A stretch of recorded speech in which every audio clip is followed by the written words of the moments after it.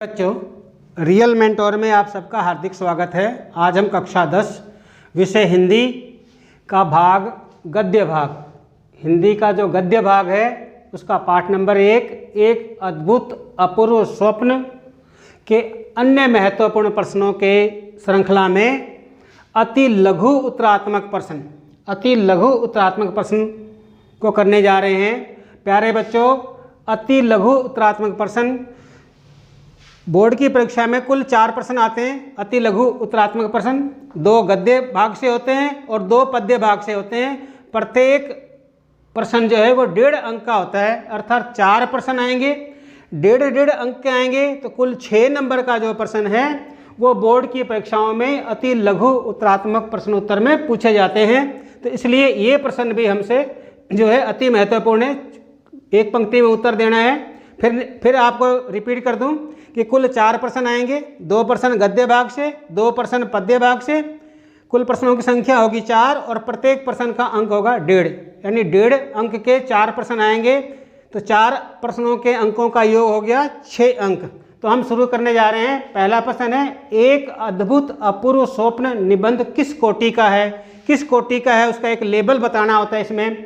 तो ये प्रस्तुत निबंध व्यंग विनोद प्रधान कोटि का है। इस निबंध में हमने जब पढ़ा, इस पाठ को पढ़ा, तो इसमें विनोद किया गया, उपहास किया गया है, तो ये एक विनोद प्रधान कोटि का है। प्रश्न नंबर 2 है, भारतेंदु हरिश्चंद्र ने हिंदी साहित्य की किस विधा की नींव डाली? वो कौन सी विधा थी, वो कौन सी शैली थी जिसकी नींव डाली? तो भारतेंदु हरिश्चंद्र ने हिंदी साहित्य में गद्य रचना विधा की नींव डाली, गद्य रचना विधा की नींव डाली। प्रश्न नंबर 3 है, भारतेंदु जी की सबसे बड़ी विशेषता क्या मानी जाती है? हिंदी साहित्य में भारतेंदु जी की सबसे बड़ी विशेषता है क्या मानी जाती है? तो हिंदी गद्य विद्या का प्रवर्तक तथा प्राचीन, भारतेंदु जी को हिंदी गद्य विद्या का प्रवर्तक माना जाता है तथा प्राचीन और नवीन, जो प्राचीन बातें थी और जो नवीन बातें थी उनको किस तरह तालमेल करके उन्होंने एक सामंजस्य बिठाया हिंदी साहित्य के अंदर, ये सबसे बड़ी देन मानी जाती है, विधा मानी जाती है। प्रश्न नंबर 4 है, भारतेंदु जी के उस अपूर्व पाठशाला के प्रथम अध्यापक कौन थे?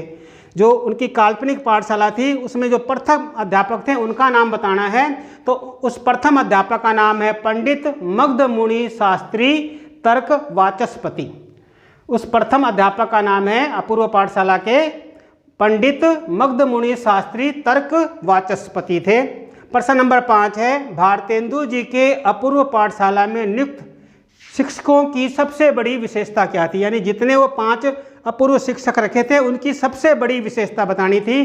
तो उनकी सबसे बड़ी विशेषता थी यथा नाम तथा गुण, या यथा नाम तथा काम, यानी उनके जो नाम थे उनके गुणों के अनुसार थे, या उनके जो गुण थे उसी के अनुसार ही उनके नाम थे।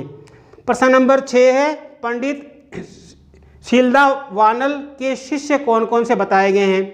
तो इनके जो मुख्य शिष्य बताए गए हैं पाठ में वो है वेणु, वाणासुर, रावण, कंस, दुर्योधन और शिशुपाल आदि शिष्य बताए गए हैं।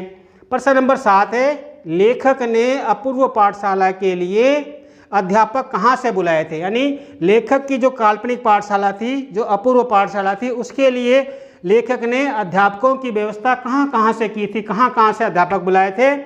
तो इसका उत्तर होगा हिमालय की कंदराओं से, कंदराओं यानी कि गुफाओं से, हिमालय की कंदराओं से खोज कर अनेक उद्दंड अध्यापक बुलाए गए थे। तो प्यारे बच्चों, ये अति लघु उत्तरात्मक के कुछ प्रश्न आपको समझाने का प्रयास किया गया है। फिर रिपीट कर दूं, बोर्ड की परीक्षा में गद्य और पद्य से कुल 4 प्रश्न पूछे जाते हैं। प्रत्येक प्रश्न का अंक भार होता है 1.5 अंक। इसलिए ये प्रश्न भी जो अति लघु उत्तरात्मक है वो हमारे बोर्ड परीक्षा की दृष्टि से अच्छे हैं, इसलिए हमें इन पर भी ध्यान देना चाहिए। अगले वीडियो में आपको लघु उत्तरात्मक प्रश्न के बारे में बताएंगे। धन्यवाद।